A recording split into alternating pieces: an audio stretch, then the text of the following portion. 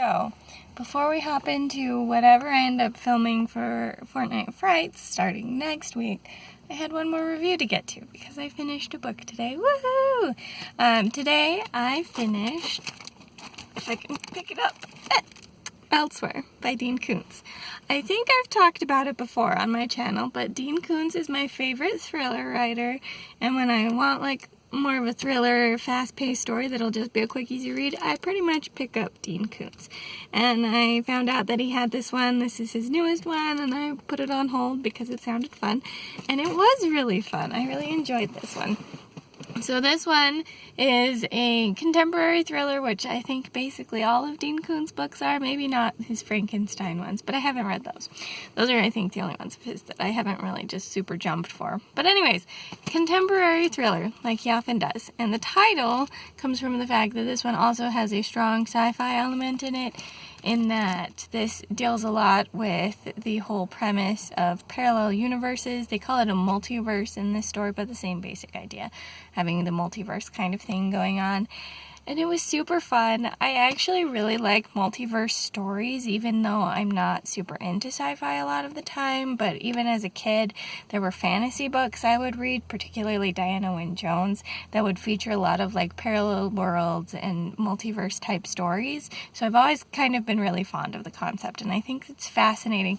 And when you really start thinking about how these multiverses might form, and if it's every single action that creates like a single solitary new world, and just how many infinite branches of things there are, it kind of makes your head want to explode. But I was even doing it within the story, where it's like, we found this one timeline where everything worked out for these characters. And they even reference the idea that in these other worlds, these same sorts of things might be going on, and it didn't go well for them. But my head kept doing that even when the characters weren't specifically referencing it. And it was like, oh, so now there's a world where this happened and not this. And I mean, maybe it's not every single action based on how this multiverse seems set up, but who knows. There was some exploring of the multiverses that was done, but only a limited amount, so there's only a guarantee of about 268, I think was the number that was posited within the story that of what had been explored.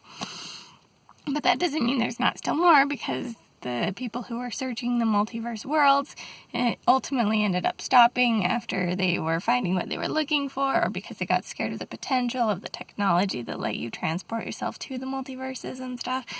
Now, it was just super fun, and actually in some ways it felt like a little bit of a departure from a regular Dean Koontz thriller.